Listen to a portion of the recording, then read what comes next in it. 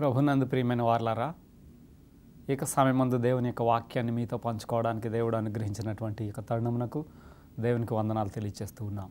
పరలోక ప్రార్థనలో మరొక అంశము, మేము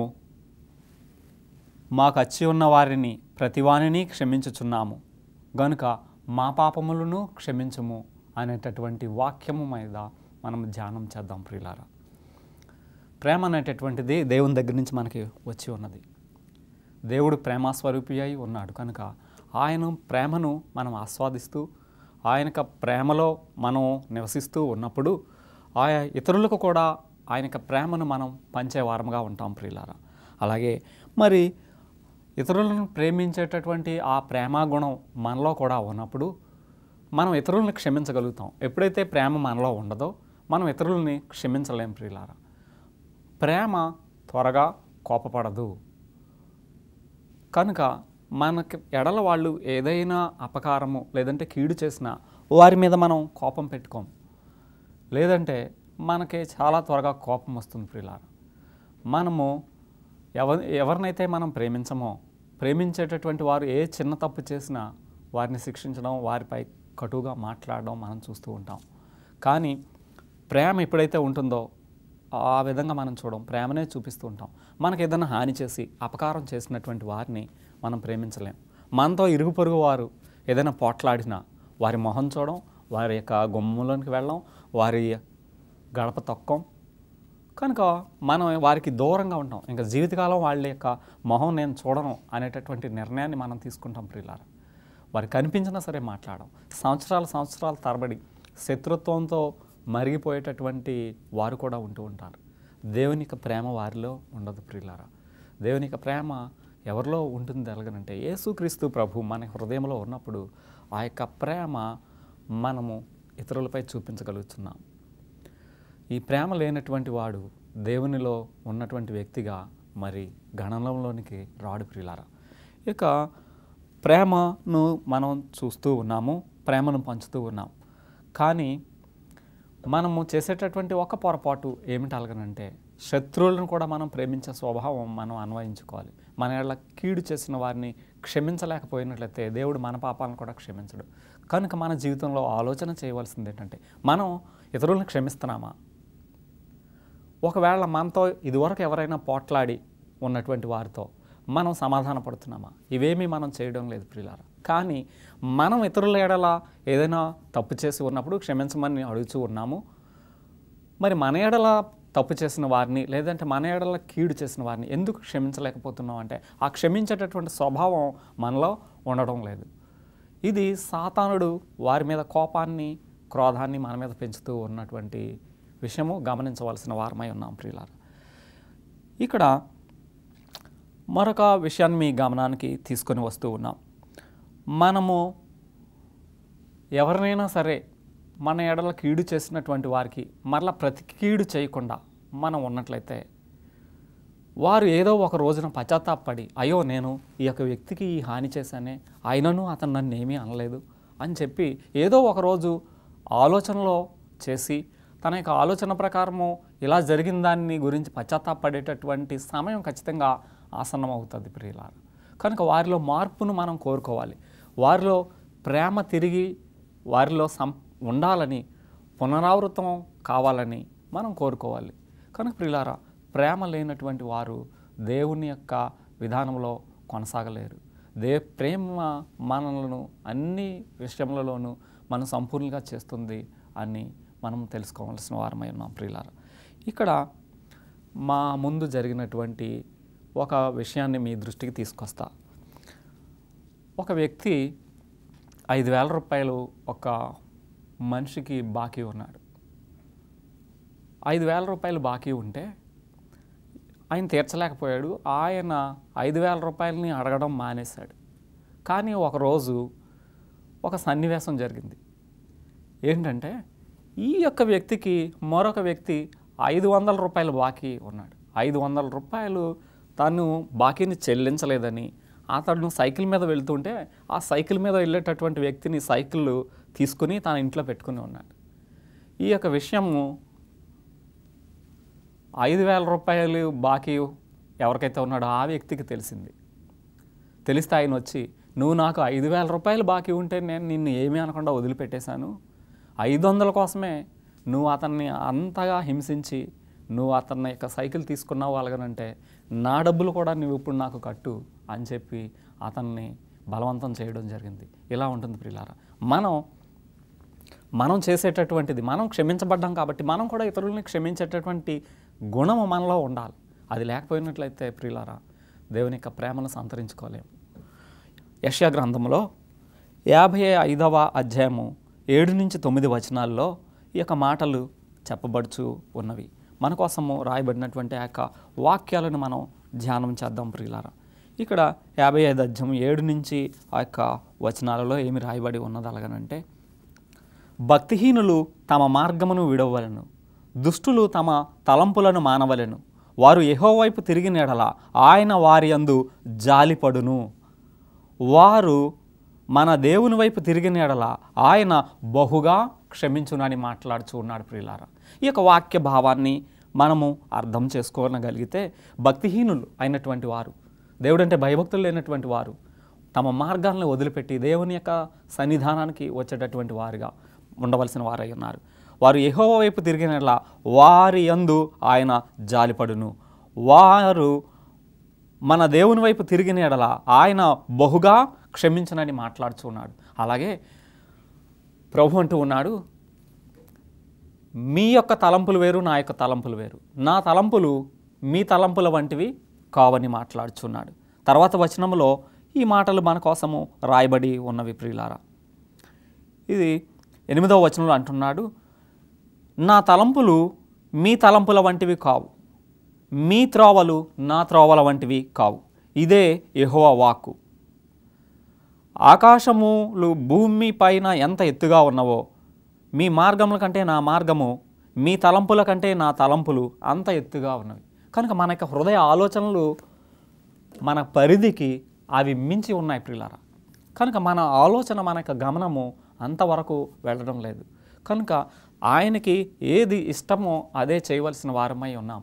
మనం ఆయన వైపు తిరిగినట్లయితే మన పాపములన్నీ బహుగా క్షమిస్తానని వాగ్దానం చేస్తూ ఉన్నాడు ప్రియులారా.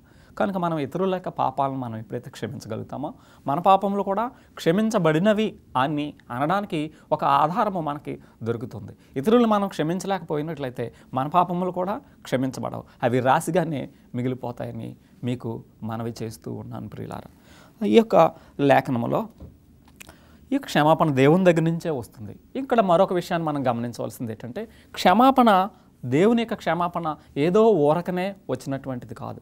దేవుడు క్షమిస్తాడు. క్షమించిన తర్వాత మరలా తిరిగి మనం ఆ పాపంలో పడిపోకుండా మనం జాగ్రత్త పడాలి. ఆ యొక్క పాపములో మనం పడిపోకుండా జాగ్రత్త పడుచు మన యొక్క జీవితాన్ని కొనసాగిస్తూ ఉన్నప్పుడు మనకి దేవుని యొక్క కృప, ఆయన యొక్క ప్రేమ సమృద్ధిగా మనకి లభిస్తూ ఉంటుంది. ఆ యొక్క క్షమాపణ దానికి అర్థాన్ని చేకూరుస్తుందని మనం గమనించాలి ప్రియులారా. 51వ కీర్తనల గ్రంథం 51వ అధ్యాయం 10వ వచనం చూస్తే, దావీదు మహారాజు తన యొక్క స్వభావంలో మరి చూసినప్పుడు, పాపం చేసినప్పుడు ఆయన ఎంత పశ్చాత్తాపడ్డాడో ఈ యొక్క లేఖనంలో మనకి తెలియజేయబడుచు ఉన్నవి ప్రియులారా. ఈ యొక్క వచనాన్ని 10వ వచనం చెప్పుచూ ఉన్నది, దేవా నా యందు శుద్ధ హృదయమును కలుగచేయము, నా అంతరంగంలో స్థిరమైన మనసును నూతనముగా పుట్టించమని మాట్లాడుచూ ఉన్నాడు. కనుక పాత స్వభావాన్ని వదిలిపెట్టేటటువంటి విధానం మనం ఇక్కడ చూస్తూ ఉన్నాం. శుద్ధ హృదయము కలగచేయమని అంటున్నాం. అంటే మన యొక్క హృదయంలో అనేకమైనటువంటి తలంపులు వస్తూ ఉంటాయి. ఆ యొక్క చెడ్డ తలంపులన్నింటినీ కూడా మనం వదిలిపెట్టకపోయినట్లయితే దుష్టత్వంలోనే మనం కొట్టిమిట్టాడుతూ ఉంటాం. కనుక ఆయన చేసినటువంటి విజ్ఞాపన ఇక్కడ మనం చూస్తున్నాం. శుద్ధ హృదయము అవసరమై ఉన్నది. కనుక మనం కూడా ప్రియులారా ఒక్కొక్కసారి మన హృదయాలోచనలు దేవునికి విరుద్ధంగా ఉన్నాయేమో ఒక్కసారి మనం ఆలోచన చేసుకోవలసిన వారమై ఉన్నాం. వాటన్నిటినీ సరిచేసుకోవలసిన వారమై ఉన్నాం ప్రియులారా. కనుక హృదయ ఆలోచనలు ఎరిగినటువంటి దేవుడు ఉన్నాడు. ఆ ఆలోచనలను మనం సక్రమ రీతిలో ఉపయోగించుకోవాలి. మనం ఏదేదో ఎక్కడెక్కడో ఏవేవో ఆలోచిస్తూ ఉంటాం. కనుక ఆ పాపపు తలంపులు కూడా మంచివి కావని మీకు లేఖనపూర్వకంగా మనవి చేసి ఉన్నాను ప్రియులారా. ఈ యొక్క దావీదుకి ఇలాంటి స్వభావాన్ని కలగచేయమని ఆయన విజ్ఞాపన చేసిన విధానాన్ని మనం చూస్తూ ఉన్నాం. మనం తిరిగి ఆ పాపంలోనికి వెళ్లకుండా అది మనకెంతో సహాయపడగలదని మనం గుర్తుంచుకోవాలి ప్రియులారా. ఈ 103వ దావీదు కీర్తనలు 12వ వచనాన్ని చూసినట్టయితే ఆ యొక్క వాక్యంలో దేవుడు ఎప్పుడైతే మనల్ని క్షమించాడో ఆ యొక్క క్షమాపణలో మన పాపములన్నీ పడమటికి తూర్పు ఎంత దూరమో అంత దూరంలో ఆ పాపములను పెడతానని చెప్తూ ఉన్నాడు. అందుకనే ఈ యొక్క మాటలు అంటూ ఉన్నాడు, పడమటికి తూర్పు ఎంత దూరమో ఆయన మన అతిక్రమములను అంత దూరపరిచి ఉన్నాడు. అంత దూరాన్ని ఆయన ఏర్పాటు చేసి ఉన్నాడు ప్రియులారా. కనుక అవి పాపములు ఎన్నడూనూ మరలా గణనలోనికి రావు. కానీ మనం తిరిగి అదే పాపాన్ని మనం చేస్తూ ఉన్నట్లయితే దానివల్ల ఆ క్షమాపణ వల్ల మనకు ఉపయోగము ఉండదని మీకు తెలియచేయచ్చు ఉన్నాను ప్రియులారా. పాపం అనేటటువంటిది ఏం చేస్తుందంటే ఒక అయస్కాంతంలాగా లాగుతూ ఉంటుంది. ఇంతకుముందు మనం చూసినటువంటి విధానాల్లో చేపలు పట్టేటటువంటి వాడు చేపకి ఎర్ర వేసి పట్టుకుంటాడు. చేప ఏమనుకుంటుందంటే ఆ ఎర్ర ఆహారము బాగుంది, కంటికి ఇంపుగా ఉందని అనుకుంటూ వెళుతుంది. ఆ ఎర్రను పట్టుకున్నప్పుడు ఆ చేప దొరికిపోతుంది, అది చనిపోవాల్సి వస్తుంది. అలాగే పాపం మీద మనకి ప్రేమను వ్యామోహాన్ని కలగజేసి వాడు మనల్ని పాపంలో పడవేస్తూ ఉంటాడు. కనుక ఇలాగా మనం ఒక అయస్కాంతంలాగా వాడు లాగుతూ మనలను పాపంలో వేస్తూ ఉంటాడు. ఇతరులకు హాని చేయడం ఇలాంటి స్వభావాలు కూడా మనం చేస్తూ ఉంటాం. ఒక్కొక్కసారి పగ తీర్చుకోవడం ఇలాంటివన్నీ చేస్తున్నాం. ఇవన్నీ కూడా మనం వదిలిపెట్టవలసిన వారమై ఉన్నాం ప్రియులారా. మనం చేసినటువంటి పాపాలని ఆయన పడమటికి తూర్పు ఎంత దూరం అంత దూరంలో వాటిని ఉంచుతానని వాగ్దానం చేస్తూ ఉన్నాడు. కనుక మనము దానికి పాపానికి అతుక్కుపోకుండా మనం ఉండాలి. పాపం మనల్ని ఏలనీయకూడదు, దాన్ని వదిలిపెట్టవలసిన వారమై ఉన్నాం ప్రియులారా. ఇక్కడ మన పాపములను ఆయనకు ప్రాణాన్నే బలి తీసుకున్నవని మనకి తెలియచేయబడుచు ఉన్నది. ఇక లేఖన భాగంలో పరిశుద్ధ గ్రంథంలో మన పాపములు ఎంత భయంకరమైనవని ఇక వాక్యంలో మనం చూస్తున్నాం. అలాగనంటే మన పాపములు చేసిన దానికి పర్యవసానము లేదంటే దానికి ఎంత జరిగి ఉన్నది అని మనం చూసినప్పుడు పాపములకు మూల్యం ఎంత అంటే యేసుక్రీస్తు ప్రభు యొక్క ప్రాణమునే శిలువ మీద బలి తీసుకునేటటువంటి పరిస్థితి మనం చేసినటువంటి పాపములకు వచ్చి ఉన్నది. ఆ పాపముల నిమిత్తం ఆయన బలి అయినటువంటి విధానాన్ని మనం చూస్తూ ఉన్నాం ప్రియులారా. ఎఫెసీయులకు రాసినటువంటి పత్రిక 4వ అధ్యాయము 32వ వచనంలో మన ఎడల అందరి విషయంలో కూడా ప్రభువు ఇక్కడ మాట్లాడుతూ ఉన్నాడు. మనం ఒకరి ఎడల ఒకరు జాలి కలిగి ఉండాలని మాట్లాడుతున్నారు. ఎఫెసీయులకు రాసినటువంటి పత్రిక 4వ అధ్యాయము 32వ వచనంలో ఈ మాటలు మన కొరకు రాయబడి ఉన్నవి ప్రియులారా. ఒకని ఎడల ఒకరు దయ కలిగి కరుణా హృదయులై క్రీస్తునందు దేవుడు మిమ్మును క్షమించిన ప్రకారము మీరును ఒకరినొకరు క్షమించుడి. ఈ యొక్క లేఖన భావాన్ని చూస్తే యేసుక్రీస్తు ప్రభు ఆ దేవాది దేవుడైనటువంటి ఆయన మనల్ని కరుణాహృదయుడై ఎలా అయితే క్షమిస్తూ ఉన్నాడో మనం కూడా ఒకరి ఎడల ఒకరు కనికరము కలిగి వారిని క్షమించాలి. అలా క్షమించినప్పుడు మన పాపములు కూడా క్షమించబడ్డావని నమ్మడానికి ఒక ఆస్కారము మనకి ఇక్కడ దొరుకుతూ ఉన్నది ప్రియులారా. దేవుడు మనల్ని క్షమించినటువంటి రీతిగా మనం కూడా ఇతరులను క్షమించవలెను. అలా క్షమించిన నాడు మనకు ఒక హామీ ఉన్నదని విశ్వసిస్తాం. మనం ఇతరులను క్షమించలేనప్పుడు మన పాపములు కూడా క్షమించబడవు. ఆ రాశి అలాగనే ఉంటుందని మనం గుర్తుంచుకోవాలి ప్రియులారా. ఇక్కడ మనం చేయవలసింది ఏంటంటే ఎవరైతే పాపములో పడిపోయి ఉంటూ ఎవరైతే నిరీక్షణ లేనటువంటి వారిగా ఉన్నారో వారికి మనము ఒక నిరీక్షణను కలగజేయవలసినటువంటి బాధ్యత మన మీద ఉన్నది. వారు కొట్టుమిట్టాడుతూ ఉన్నటువంటి వారికి ఒక నిరీక్షణను మనం కలగజేయవలసిన వారమై ఉన్నాం ప్రియులారా. యోహాన్ రాసినటువంటి మొదటి పత్రిక 4వ అధ్యాయము 6వ వచనం చూసినట్టయితే మన ఎడల దేవునికి ఉన్నటువంటి ప్రేమను మనం ఎరిగి నమ్ముకోవాలని ఆ యొక్క లేఖనంలో తెలియజేయబడుచు ఉన్నది ప్రియులారా. ఈ యొక్క లేఖన సారాంశాన్ని మనం చూస్తే ఆయన మనల్ని ప్రేమిస్తూ ఉన్నాడని చెప్పడానికి నిస్సంకోచంగా మనము చెప్పవచ్చు. ఎందుకంటే ఆయనక ప్రేమ ఎంత అంటే ఆయనక జీవితమును పణంగా పెట్టవలసినటువంటి పరిస్థితిని మనం చూస్తూ ఉన్నాం. ఈ 4వ అధ్యాయము 16వ వచనము ఏమి చెప్పుచూ ఉన్నదలగనంటే యేసు దేవుని కుమారుడని ఎవడు ఒప్పుకొనునో వానిలో దేవుడు నిలిచి ఉన్నాడు, వాడు దేవుని యందు ఉన్నాడు. మన ఎడల, ఈ యొక్క వాక్యంలో మన ఎడల దేవునికి ఉన్న ప్రేమను మనం ఎరిగిన వారమై దానిని నమ్ముకొని ఉన్నాము. దేవుడు ప్రేమాస్వరూపి అయి ఉన్నాడు. ప్రేమయందు నిలిచి ఉండివాడు దేవుని అందును నిలిచి ఉండును. కనుక దేవుని యొక్క ప్రేమను మనం చూస్తూ ఉన్నప్పుడు దేవునికి ఉన్న ప్రేమ మనం ఎరిగిన వారమై ఆయన నమ్ముకున్నాం. ఈ ప్రేమను మనం తెలుసుకోవాలి. ఈ ప్రేమ మనకు తెలియజేయకుండా సాతానుడు అనేక మందిని దేవుని యొక్క సన్నిధానానికి రాకుండా ఆప్ చేస్తూ ఉన్నాడు. అనేక రకాలైనటువంటి మార్గాలను వారికి చూపించి ఆయా మార్గాల్లో వారు దేవుని సన్నిధానానికి చేరతారు అనేటటువంటి మోసపు మాటలతో మభ్యపెట్టి వెళుతూ ఉన్నాడు. కానీ నిజమైనటువంటి మార్గము దేవుని సన్నిధానానికి నడిపించేది నేనే మార్గము, నేనే సత్యము, నేనే జీవమని యేసుక్రీస్తు ప్రభు వారు చెప్పి ఉన్నాడు. దేవుని సన్నిధానానికి వచ్చినప్పుడు యేసుక్రీస్తు ప్రభు ద్వారానే దేవుని యొక్క సన్నిధానానికి ప్రతి ఒక్కరూ చేరతారని మనం గుర్తుంచుకోవాలి ప్రియులారా. ఈ యొక్క లేఖన భాగంలో మనము దేవుని ఎడల ఉన్నటువంటి ప్రేమను బట్టి ఆయన్ని నమ్ముకొని ఉన్నాము కనుక ఆ ప్రేమను మనం విశ్వసించవలసిన వారమై ఉన్నామని గుర్తుంచుకోవాలి ప్రియులారా. సాతానుడు మన పాపాలను బట్టి మనం ప్రార్థన చేస్తున్నప్పుడు, మనం ఇతరుల పాపాలను క్షమిస్తూ ఉన్నప్పుడు, మన పాపాలను కూడా క్షమిస్తాడని మనం అనుకుంటూ ఉన్నప్పుడు, మనం ప్రార్థన చేసేటటువంటి సమయంలో సాతానుడు మన దగ్గరికి వచ్చి అంటూ ఉంటాడు, నువ్వు పాపం చేసావు కదా, నీ పాపం దేవుడు అంగీకరించడం లేదు అని మన చెవిలో గుసగుసలాడుతూ ఉంటాడు. దేవునికి దూరంగా నెట్టడమే వాని యొక్క ఉద్దేశం. అయితే మన యొక్క విజ్ఞాపన ఆలకించడని, దీవించడని, రక్షించడని, దేవుడు మన పాపములు క్షమించడని మనతో మాట్లాడుతూ ఉంటాడు.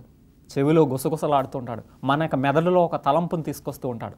ఆ తలంపుల ప్రకారము మనము ఏమవుతామంటే గందరగోళంలో మనం చేసే ప్రార్థన దేవుని సన్నిధానానికి వెళుతుందా, దేవుడు క్షమిస్తున్నాడా నన్ను అనేటటువంటి అపనమ్మకంతో ఉంటుంటాం ఒక్కొక్కసారి. ఇవి సాతానుడు వెంటనే మన యొక్క మెదడులో ఈ ఆలోచనలు పుట్టిస్తూ ఉంటాడు. ఇలాంటి అనుభవాలు మీకు వచ్చి ఉంటావని నేను తలుస్తూ ఉన్నాను.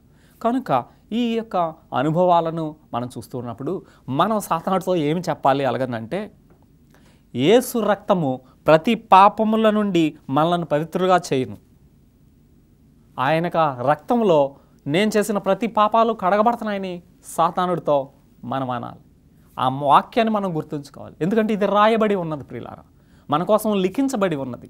వాగ్దానం ఇక్కడ మనకి కనబడుతున్నది. కనుక మనం ఎంత పాపులమైనను మనం చేసేటటువంటి ప్రార్థన ఆయన ఆలకించి మనకి ప్రతిఫలాన్ని ఆయన ఇస్తూ ఉన్నాడని ఈ యొక్క లేఖనాల్లో మనకి తెలియజేయబడుచున్నది ప్రియులారా. కనుక సాతానుడు ఎలాంటి ఆలోచనలు నీలో రేపినను నీవు వాటిని లక్ష్య పెట్టకుండా దేవుని యొక్క వాక్యాన్ని రూఢిగా నమ్మి ఆ వాక్య ప్రకారము నడుచుకోవడానికి మనం ప్రయత్నం చేసినట్లయితే దేవుడు మనల్ని నడిపిస్తాడు ప్రియులారా. ఇలాగా యేసు రక్తంలో మన ప్రతి పాపము కడిగివేయబడుతుందని మనం గుర్తించాం. మన బలహీనతలన్నీ కూడా యేసుక్రీస్తు ప్రభువుకు తెలుసు. కనుక మన బలహీనతలన్నింటినీ మనం వదిలిపెట్టి ప్రభువులో బలపడవలసిందిగా వాక్యంలో మనకి తేటతెల్లంగా కనబడుచు ఉన్నది ప్రియులారా. తిమోతికి రాసిన మొదటి పత్రిక 1వ అధ్యాయం 15వ వచనాన్ని మనం చూస్తే ఈ యొక్క పాపులను రక్షించడానికి ప్రభువు వచ్చిన విధానం మనకు ఇక్కడ కనబడుచు ఉన్నది ప్రియులారా. తిమోతికి రాసినటువంటి మొదటి పత్రిక 1వ అధ్యాయములో ఈ యొక్క మాటలు మనకు రాయబడి ఉన్నవి ప్రియులారా. ఈ యొక్క గ్రంథ లేఖన ప్రకారము పాపులను రక్షించుటకు యేసుక్రీస్తు ప్రభు ఈ లోకమునకు వచ్చెను. పాపులను రక్షించుటకు యేసుక్రీస్తు లోకమునకు వచ్చెనను వాక్యము నమ్మదగినది, పూర్ణ అంగీకారమునకు యోగ్యమునై ఉన్నది. అట్టివారిలో నేను ప్రధానుడనని అపోస్తలుడు మాట్లాడుచూ ఉన్నాడు ప్రియులారా. కనుక ఆ యొక్క వాక్యము నమ్మదగినది. వాక్యం అంటే దేవుడు. ఆది యందు వాక్యం ఉండెను, వాక్యము దేవుని దగ్గర ఉండెను, వాక్యమే దేవుడై ఉన్నాడు. కనుక మనం నమ్మవలసింది రూఢిగా పరిశుద్ధ గ్రంథములో ఏమైతే రాయబడి ఉన్నదో దానిని మనం విశ్వసించాలి, దాన్ని రూఢిగా పట్టుకొనాలి, రూఢిగా గైకొనాలి, దాన్ని మనం నమ్మాలి ప్రియులారా. కనుక అది అంగీకారమైంది కనుక పాప క్షమాపణ మనకి దొరుకుతుంది. ఆయన మనకు రక్షకుడిగా వచ్చి ఉన్నాడు, మూల్యం చెల్లించాడు, తన యొక్క రక్తాన్ని శిలువ మీద చిందించాడు ప్రియులారా. కనుక ఆ రక్త తర్పణ ద్వారా మన పాప క్షమాపణ జరుగుతుందని నిస్సంకోచంగా మనం విశ్వసించవచ్చు ఈ యొక్క లేఖనాలను బట్టి. కనుక మనం మన పాపములు ఎంత పెద్దవైనప్పటికీ వాటిని ప్రభువు క్షమిస్తున్నాడని వాక్యంలో మనకి చెప్తూ ఉన్నాడు. కనుక అవి ఎంత పెద్దవైనప్పటికీ కూడా ప్రభువు వాటిని క్షమిస్తూ ఉన్నాడు ప్రియులారా. మన పాపములు మనం మోయలేం, కానీ ఆ భారాన్ని మనము భరించలేము. మన పాపములను ఆయన మీద వేసుకుని ఉన్నాడు. అందుకనే అంటూ ఉన్నాడు సువార్తలలో, ఇదిగో లోక పాపములను మోసుకొని పోవు దేవుని యొక్క గొర్రెపిల్లని బాప్తిసమిచ్చి యోహాను యేసుక్రీస్తు ప్రభు వారి గురించి సాక్ష్యమిస్తూ ఉన్నాడు. కనుక ఆయన యొక్క రక్తం ద్వారా ఆయన మనకు పాప క్షమాపణ ఇస్తూ ఉన్నాడని మనం గుర్తుంచుకోవలసిన వారమై ఉన్నాం ప్రియులారా. ఈ యొక్క యోహాను రాసినటువంటి మొదటి పత్రిక 1వ అధ్యాయము 9వ వచనంలో ఇక్కడ ఒక అమూల్యమైనటువంటి వర్తమానము మనకి ఇవ్వబడి ఉన్నది ప్రియులారా. ఈ యొక్క వర్తమాన సారాంశాన్ని మనం గ్రహించినట్లయితే మన పాపముల విషయంలో ఆయన ఏమి చేస్తూ ఉన్నాడో ఒక్కసారి ఆలోచన చేయవలసిన వారమై ఉన్నాం. ఈ యొక్క లేఖనము 9వ వచనం మన జీవితంలో ఖచ్చితంగా మనం గుర్తుంచుకోవలసినటువంటి లేఖనం ఇది. ఈ యొక్క లేఖనంలో ఏమంటున్నాడంటే, మన పాపములను మనం ఒప్పుకొని ఎడల ఆయన నమ్మదగిన వాడును నీతిమంతుడును గనుక ఆయన మన పాపములను క్షమించి సమస్త దుర్నీతి నుండి మనలను పవిత్రులుగా చేయును. కనుక ప్రియులారా, మనం ఎప్పుడైతే యేసుక్రీస్తు ప్రభు సన్నిధానానికి వస్తామో సమస్త పాపముల నుండి మనల్ని క్షమించి సమస్త దుర్నీతి నుంచి మనల్ని క్షమించి మనలను పవిత్రులుగా చేస్తానని చెప్తున్నాడు. దేవుని సన్నిధానానికి వచ్చినటువంటి ఆ యొక్క వ్యక్తి సమస్త పాపములు క్షమించబడి ఉన్నవి అలాగనంటే, సమస్త పాపములు కూడా క్షమించబడినవని ఆ యొక్క లేఖనం ఉంటే, ఒకవేళ ఆ యొక్క పాపములన్నీ కూడా మన పాపములు క్షమించబడినవి అని నువ్వు విశ్వసించినట్లయితే, క్షమాపణ దొరికిందని నీవు అనుకున్నట్లయితే, ఆ క్షమించబడినటువంటి యొక్క వ్యక్తి జీవితం ఎలా ఉంటుందని ఒక్కసారి మనం గమనించాలి ప్రియులారా. సమస్త పాపముల నుండి సమస్త దుర్నీతి నుంచి మనల్ని పవిత్రులుగా చేయును.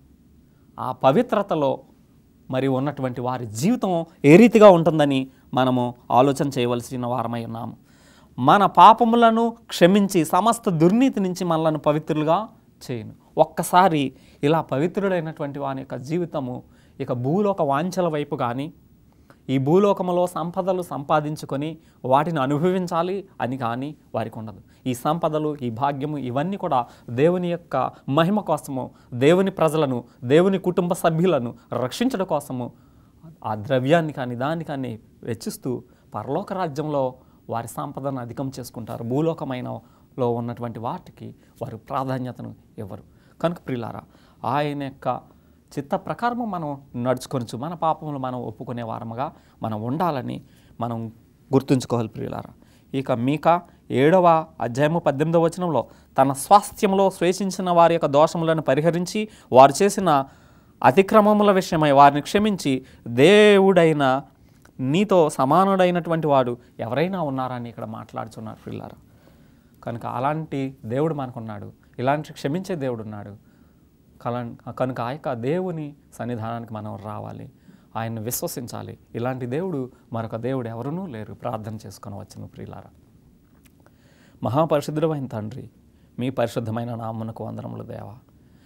మీలాంటి దేవుడు ఈ విశ్వంలో మరొక దేవుడు లేడని, మా పాపములు క్షమించుచున్నటువంటి దేవాది దేవుడు అయిన మీకు స్తుతులు స్తోత్రములు చెల్లించుచున్నాము. మా త్తండ్రి, మా కోసం మీ కుమారుని ఈ లోకమునకు పంపించి, ప్రభు మా యొక్క పాపముల నిమిత్తము మీ కుమారుని ద్వారా ఆ ప్రాణత్యాగం చేయించి రక్త తర్పణ జరిపించి ప్రభు మమ్మల్ని రక్షించినందుకు మీకు స్తుతులు స్తోత్రములు చెల్లించుచూ ఉన్నాము. ప్రభు ఈ లోకంలో మేము నివసించుతూ ఉండగా శాంతిని సమాధానం ఇచ్చి పాపములు చేయకుండా నీతిమంతులుగా తీర్చిదిద్దబడే విధంగా మా జీవితంలో సరిచేసి మీ మహిమార్థము మమ్మల్ని వాడుకొని మీ రాజ్య వారసులుగా తీర్చిదిద్దమని మా ప్రభువైన యేసుక్రీస్తు వారి పేర ప్రార్థించి వేడుకొంచున్నాము తండ్రి. ఆమేన్.